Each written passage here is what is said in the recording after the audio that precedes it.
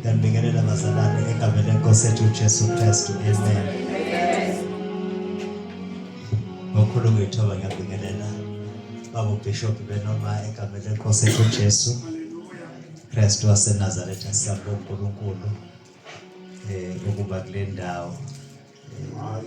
Amen bazalwane. Thoba kakhulu ngaphansi kwagcobo lukababa.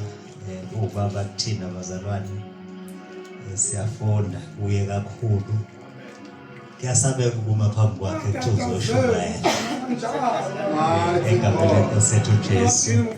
But I'm grateful ukuthi ukhona ukuthi masiphuma angilekelele angakhe lapha nalapha egameni lenkosi yethu uJesu.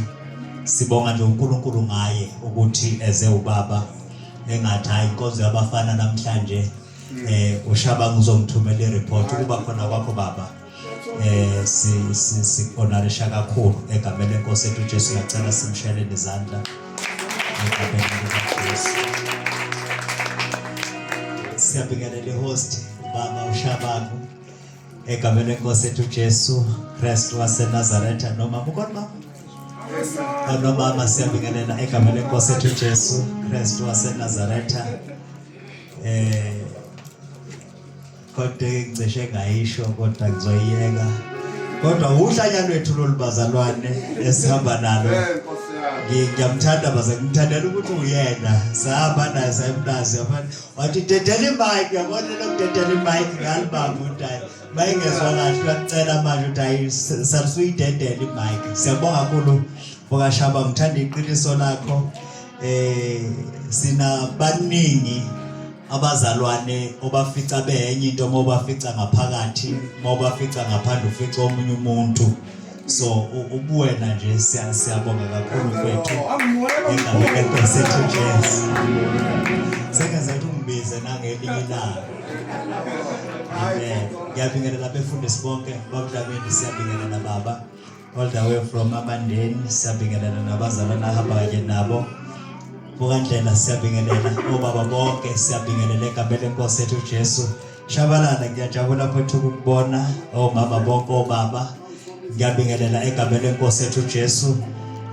Ngiyabingelela uMaseko sihamba kanye naye egameni lenkosi yethu uJesu.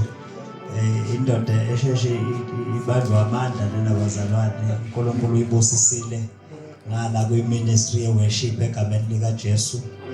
Bekithi uzosidedelela ingoma yakhe sesimcinga la nathi mangihamba na ngiyasho na ukuthi nami ngithuka sengishawela izandla lapha hamba ne-artist egameni likaJesu. Amen. Ngiyacela bazasivula amaBhayibheli ethu incwadi kaZakhariya chapter number 2 egameni lenkosi yethu uJesu Kristu waseNazaretha. Ngoba kusazoshunyelwa bazalwane ngizothi nje iqaphu bese ngehlela ngezantsi egameni lenkosi yethu uJesu. Zechariah chapter number 2. Zechariah chapter number 2. Siyahluleka ngokwethu thathi indawo yakho Jesu. Sithembe wena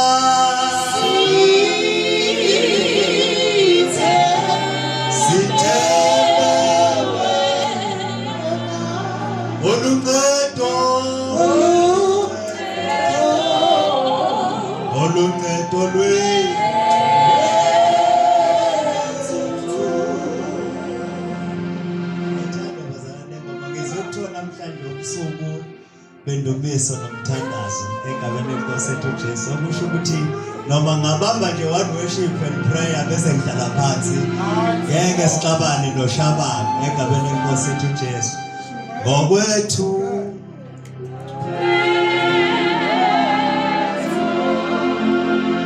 siyahluleka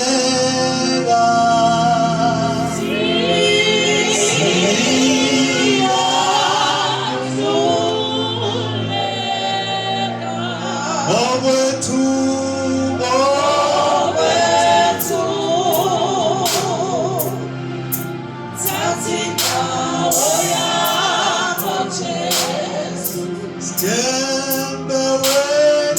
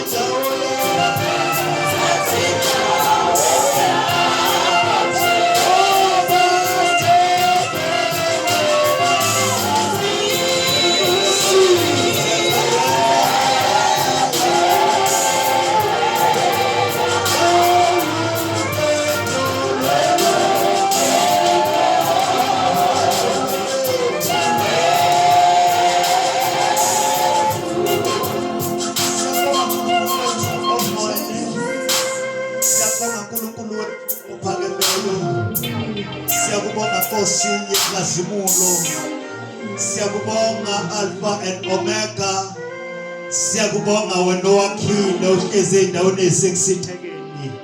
Amandla akho baba wethu ongcwelengeni nganiswe nalutho, wena osuke emkhawulweni ke emkhawulweni uyabusa uyinkosi, wena wembetha amandla njengengubo ogibela amafu njengenqola, wena ubuso bakho buyakhanya baba wethu ongcwele. Ilanga nenyanga kwahlule ngokubheka inkazimulo yakho, ungophakemeyo ungongcwele ka-Israyeli.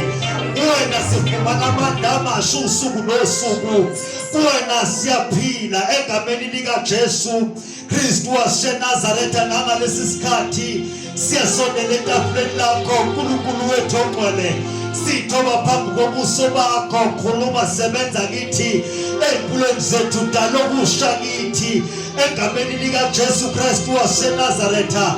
Baba wethu ongcwele, singahambi ngokujwayela kwethu, kodwa sihambe sincikile kuwe njengomqalisi nomphelelisi wokholo lwethu. Baba khuluma nasebusuku sikulalele egameni likaJesu Kristu waseNazaretha inkosi uyithe. Amen. Ngicela bazali sifunde amavesi awu-2 kuphela, chapter number 2. Angazi noma ukhona yini osifundela noma ngifunde ngala. Ngayikhona bazalwane ngasifunda chapter number 2. Afunda verse number 7 and verse 8 egameni lenkosi yethu Jesu.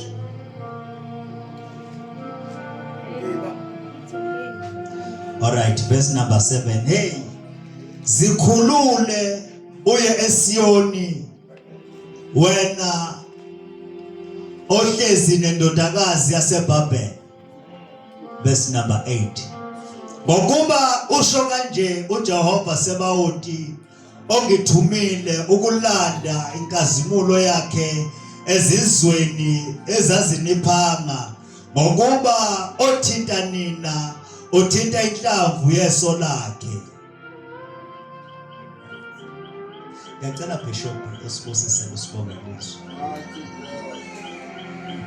Philile liyadala izinto ezingekho zibe khona, liyawahluka amahlathi eseKhadeshi, liyaphunzisa isibabala, linamandla nenhloko umudlula amanzi amaningi. Izwi lakho limkhali kunenkemba esikanhlangothi zombili, lidala ngalo ebusuku egameni likaJesu.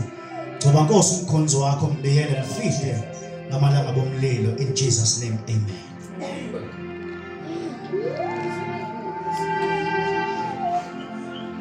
Lana bazalwane ngizothinta izinto ezimbalwa bese siyathandaza egameni lenkosi yethu Jesu Kristu waseNazaretha. Ngiyakholwa bazalwane ngisindisiwe. Ngicabanga ukuthi sibalekile leso statement bazalwane. Hlukene nesono bazalwane, nonkosikazi oyi-1. Amen. Ngiphethwe ngiyasemba ebandleni iWords of Life Revival Center phansi kwaBishop. Uyazi ukuthi ngilanje ngamanje ngoba sandelwe nabantu ayabona odumakude. So ngiyaziwe ekhaya bangabe ngambile ngisuke ngaziwa akeqi egameni lenkosi yethu Jesu. Amen. Hallelujah. So lana bazalwane incwadi le ebhalwa umprofeti uZakhariya, ungomunye wabaprofeti abayishumi nambili ababizwa ngama-minor prophet egameni likaJesu. Amen. Okunye bazalwane into ethi ihambe ibe nesimo sokunqamuka. Okunye bazalwane ngaye ubambiza nge-post exilic prophet, uprofete sebebuya ekuthunjweni emva kwaleminyaka ewu-70 abake bathunjwa yona eBhabheli. Ungomunye wabaprofeti ezinye zezinto ezisemqoka ukuthi imessage yakhe bazalwane uyakhuthaza ulokhuzana uIsrael, isizwe sikaNkulunkulu, ukuba sibuyele siyokwakha haleluya iJerusalem elakudiliziwe egameni lenkosi yethu Jesu. Okunye ngaye esikutholayo ungomunye wabaprofeti oprofeta ngomesaya uKristu uJesu ozayo, inkosi ezayo. Ungomunye bazalwane wabaprofeti oprofete ngesikhathi esizayo eschatology. omunye wabaprofeti oprofeti ngokubuya kwakhe uJesu omunye wambula inkazimulo kaKristu ebingakambulwa waprofeta usingambala incwadi yakhe babayibhela bathi simila kwincwadi yesambulo inezinto ethi mayithinta ngoba message yakhe ayisymbolic kakhulu imessage yakhe ayinama vision kakhulu incwadi yakhe kuningi bazalwa nothi mawuchecka kuyona uthola ukuthi mangabe nje uyifunda uphuthuma ukufunde kungayakhi isensi ukufanise njengencwadi yesambulo uthola ku chapter number 1 umthola nje enombono awubonayo ubona amahasha bomvu kunezinto athi mayibuka nawe ziconfuse okudinga ukuthi mangabe uyoyibheka uyithola isikhathi esanele mntakashabangu ungayibuka uphuthuma ungayibuki ujahe pulpit odwa uyibuka uhlezi phansi ufuna umqondo opheleleyo ngoba ziprofeta ngoKristu ozayo. Noma kwakungazi ukuthi kukhulunywa ngokukhululwa kwamanje ababebhekene nakho noma ababekufumana ngaleso sikhathi kodwa kwase kukhulunywa ngebandla eliphelele kuya phambili awabeni bazalwane ngoba ezinye zezinto uyithola ukuthi iyafana even nanencwadi kaDaniel amanye ama chapters yakhona ngoba ezinye zezincwadi bazalwane eyimbula kakhulu uKristu noma eza eyithinta kakhulu eschatology. Amen. Hallelujah.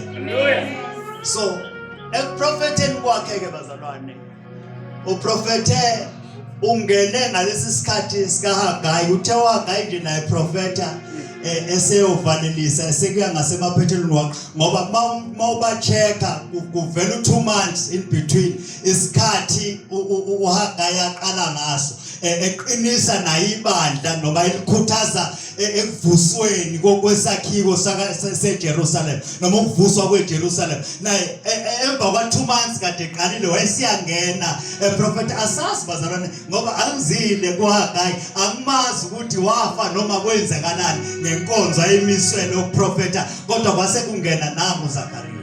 Amen. So sengiyaqeda bazalwane sengishilo bengizokusho kumbala la ichapter esingena kuyona la kule ncwadi bazalwane kunezinto ezimbalwa esithola kuyona uvuka nombono bangabe nje evusa ikhanda bafethu bezani ngiphelezele base ngizoqeda mayivuka nje evuka ekseni lithi iBhayibheli umuntu wathi mayiphakamisa mina ngazi ukuthi wayibona umuntu. Oh yes. Embona lokhu kumbona. Yes sir. Amen bazalwane. Yeah. Lithi iBhayibheli wabona umfana. Hey. Egijima ephethe intambo yesilinganiso. Amen. Amen. Amen. All right. Mangabe gijima sekuba nombuzo ofika ukuthi lo mfana ngoba ugijima uyakuphi kuvela umyalezo ukuthi uyolinganisa iJerusalem ububanzi bani nokuvuleka kwalo ngenxa yesiyalezo uNkulunkulu asishilo ukuthi iJerusalem liza kuba likhulu baningi abantu abazoba khona kodwa uma kucheckwa bazalwane isibalo sabantu ababekhona ababebuya kwakuwabantu abayinamba engekho that much kodwa isakhiwo kumele sakhiwe uNkulunkulu into ayishoyo ukhuluma ngabantu abaningi noma okusho ukuthi lesi sakhe bekufanele sibe sikhulu ngenxa yenamba yabantu abakhona abazongena ku sevela ke kuthiwa hayi phuthumisa umfana umtshela ukuthi akayeke ukulikani iJerusalem ngenxa ukuthi ayisezoba khona ingange ngoba uNkulunkulu uza kuba lungange lweJerusalem alisezoba njenga lesiyasakhiwe sike saba khona amen bazalwane. So ukwakhiwa kwaleli Jerusalem, the formation eyayikhona yeJerusalem ayisezokwazi ukusebenza kulesi sikhathi esikuso. Wangazi ukuthi lento bazalwane kwakungasakhulunywa ngeJerusalem leli ababelivusa, kodwa kwase kukhulunywa ngoKristu ukuthi baningi bazalwane abazongena kuleli Jerusalem. Lathi abezizwe sizongena. Uzwakala uJesu ngelinye ilanga ekhuluma indaba ethile ethi luyiseni leli thempeli, mina ngizakuluvusa ngey'nsuku ey'ntathu. WeJesu usho ukuthini? Ngoba lesi sakhiwo ngoba namadoda ayizinkulungwane asebenza ngamandla ukuba vuse leli Jerusalem oluzolakha kanje within 3 days kanti sekuzoqala. Hallelujah. Jesus. Lala bazalwane kwase kuletha umqondo kaMesaya. Lana kwase kuqalwa umsebenzi webandla ukuthi leli thempeli elakhiwe noma leli Jerusalem, we are no longer bazalwane sizophila kwelakhiwe ngezandla. We are no longer sizoprotectwa izinto. We are no longer sizogadwa amaso. There is no watchman ozohlala ngasesangweni egadimba kodwa iJerusalem selikithi ngapha. Ngikhumbula enye indoda okuthiwa nguDaniel elithi izwi likaNkulunkulu iJerusalem alidiliziwe. Kwathiwa kabibikho omunye umuntu ozothandaza komunye uNkulunkulu, kodwa wonke umuntu uzothandaza kuNkulunkulu waseBhabheli. Lithi izwi likaNkulunkulu uDaniel wasukuma kathathu ngosuku waguqa wabheka efasteleni elalibheke eJerusalem. Noma iJerusalem lingekho kodwa lalikhona elibhekile ethandaza kulo kathathu ngosuku, ngoba iJerusalem there is no longer there kuney'ntaba noma kunesakhiwo kodwa iJerusalem akani mvumeleni bazalwane ngithi uKristu uJesu iJerusalem lethu.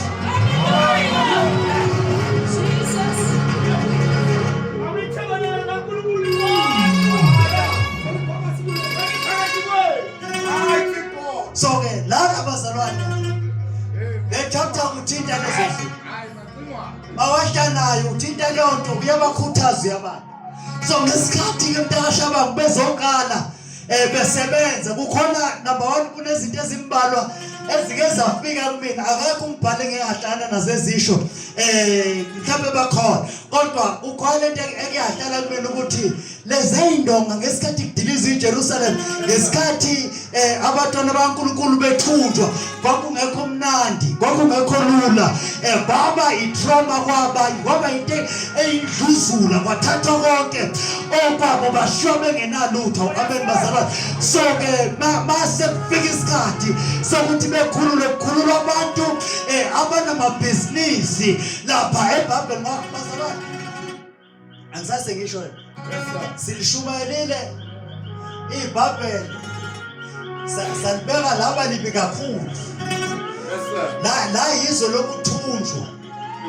But mawufunda incwadi kaDaniel uyabona ukuthi noma bese kuthunjweni kodwa abantu babe kuma position khona ezolo babe sezolo lokuthunjwa bona, kodwa laba abantu babe kuma high position. Laba bantu babe namabhizinisi kulona lelazo. Laba bantu uhwebo lwalibazela kahle, izinto zazenzeka kodwa babevaliwe ekukhonzeni uNkulunkulu ophilayo. Kwakunemithetho eyayiqinile against uNkulunkulu wabo. So kufanele kuze kufinyela kulento ukuthi bebuze ukuthi ukhona umzwa obuhlungu bokuthi ehlala ezweni kodwa engamkhonzi uNkulunkulu ophilayo, sengasena choice ngoba balapha yana ngenxa yechoice yabo ukuthi ngesikhathi sokukhonza uNkulunkulu ophilayo bamhlubukile uNkulunkulu bayokhonza abanye uNkulunkulu.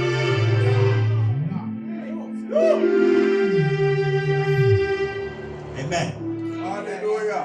So ke la sifunda khona bazalwane uverse number 7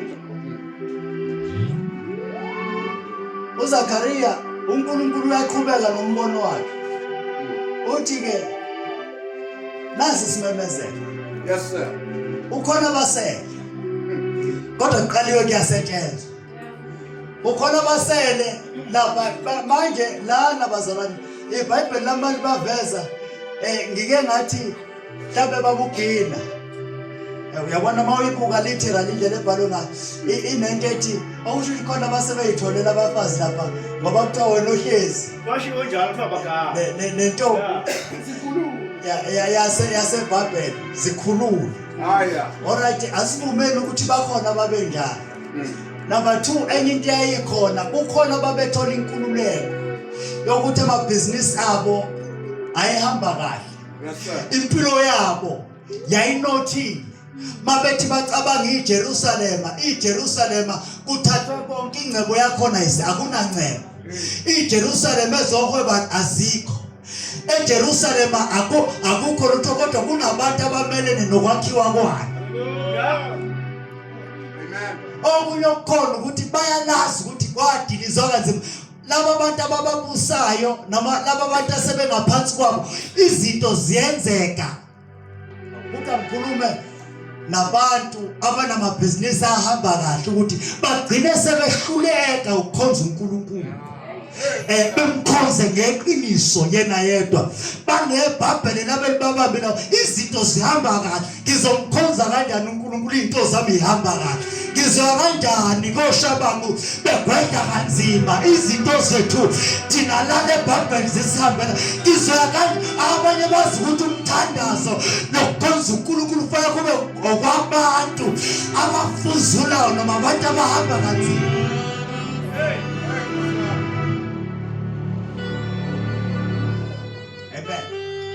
So labantu babebanjwe yilezo babengabanjwe nje bazalwane izinto eningi zazifu into ezayibabambile business wise ezohwebo nezempilweni nje iBhabheli lali right but ukuthi uNkulunkulu ophila akekho.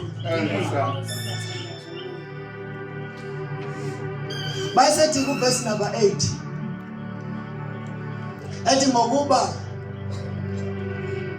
usho kanje uJehova Sebawuthi ongithumile ukulanda inkazimulo yakhe ezizweni ezaziniphanga ngokuba othinta nina uthinta inhlamvu yeso lakhe. Kumele bazala sivana Mighty God. egameni lenkosi ethu Jesu. Mawufunda incwadi kaJohn chapter number 17 Yesu Jesu mangabe ethandaza Yes, sir. Ethi inkazimulo ngipheyo. ethi baba benkazimulo ongiphe yona Baphile. baba ngibaphile yona. Hallelujah. Kodwa uNkulunkulu uke wakukontanga yisho in the Old Testament ethi mina yami inkazimulo akuyishara nabantu noma okusho ukuthi we are no longer sizothola lenkazimulo kodwa uJesu uthi lenkazimulo baba unginikeze yona. Uthi baba ngibanikeza yona Ngiyeza yo. ukuze babe munye njengalokhu mina nawe simunye. Inkazimulo le esuswe kumuntu umuntu wasuswa kuNkulunkulu noma wasuswa kwipresence noma kuNkulunkulu angisho njalo.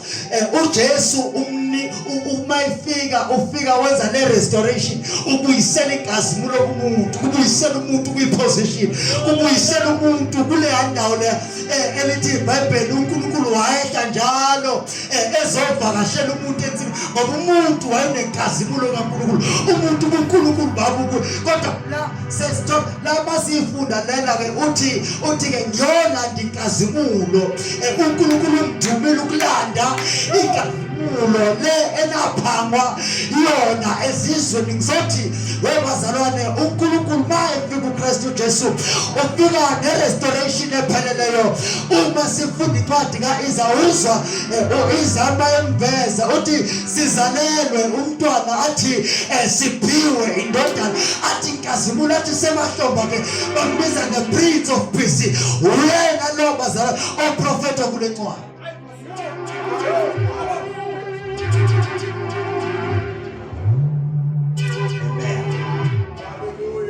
Asibandele basi.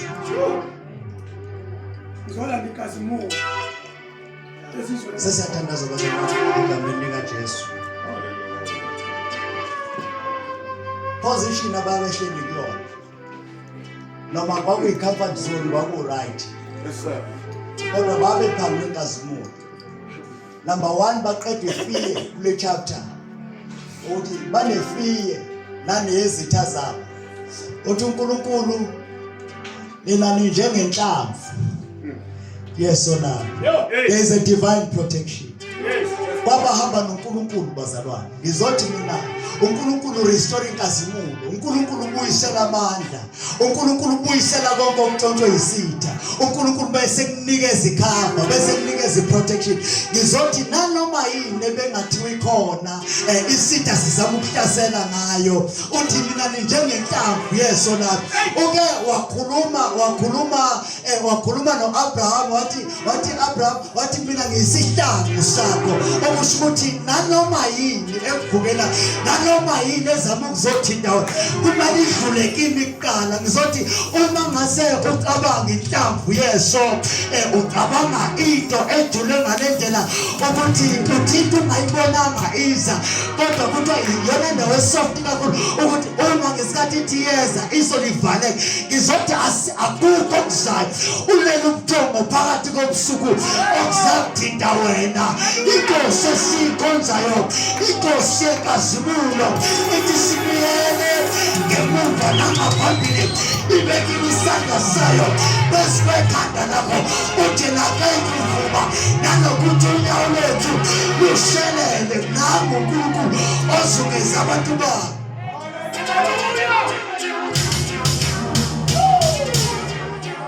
Awathandaza Shabana.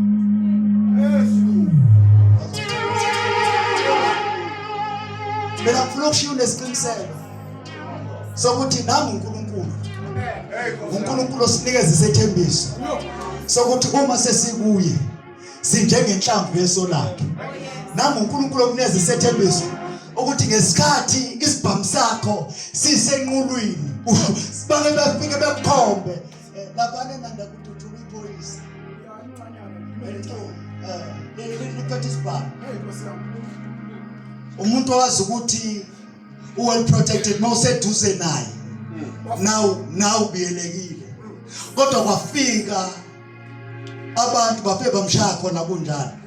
Angikubeki kapha bazalwane. Ngizama ukukuvezela ukuthi ukhona izinto ezithi zi-protection ngokwenyama yethu.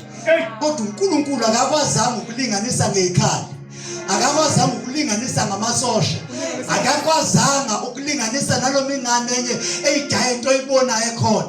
Kodwa ulinganise ngeso wathi ninjengenhlamvu, niyilokho okungaphakathi okungafanele ukuthi kuthinte, niyilokho okusensitive ngalendlela. You are fragile emehlweni kaNkulunkulu. Hallelujah. Yabeza bathi ngilimele bangilimazile. Ngizolento ekulimazile. uNkulunkulu ayikho uNkulunkulu ngalondlela. Hallelujah. Lephela uyayizwa ayikho ushayekisho nje lasheka ngaphezulu likhavekile. Uzwi pain encane kushayeke ngenhla kwana kushayeka ngalona. Mighty God. Sema labantu bayalahleka babudlamini. Bagxobeka kalula. Base kuyahamba. Kodwa la sithola izwi linesiqiniseko. Athi mina ninjengenhlamvu. Okusho ukuthi there is nothing can touch you. There is nothing can harm you. Uma usesandleni sakhe akukho okuyakukususa kuyo. Kusho yena uJesu. Mama umfundo chapter number 7 uthi laba baba umnikeze bona. Akakho nanoyedwa. Ofumi. Asimiyekeni. Mighty God. Asimiyekeni. But uNkulunkulu akavumi nempilo yakhe. Yeah. Mina ngifisa ukwazi namhlanje ukuthi ukuziphi inkaba. Mina ngifisa ukwazi ukuthi ukuziphi indaba. Mina ngifisa ukwazi ukuthi impilo oyiphilayo uvumile ukuba sesandleni sakhe. Ngoba ababuye bazalwane babiyela. Amsale sengisho ukuthi bakhona abathakathi bayathakatha. Yeah. kodwa wona uyinhlamvu yesona. Mighty God. Hallelujah. Bakhona abangathandi ukutakashaba ukuthi usuwakhe isitezi.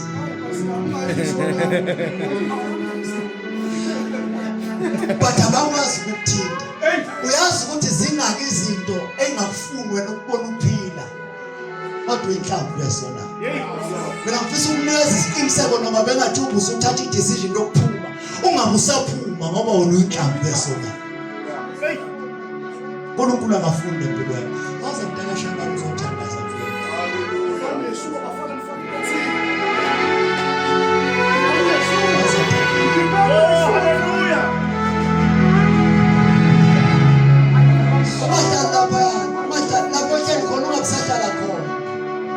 Uzwana bamemeza ethi nina endlela baphumani zikhipheni ngoba kuwe zikhiphe lapho ngoba uNkulunkulu there is a divine protection ekhona kodwa zikhiphe kulelizo kulona ngoba uNkulunkulu uphumile ukulanda inkazimulo umthumela ukulanda inkazimulo la ipha. Hallelujah.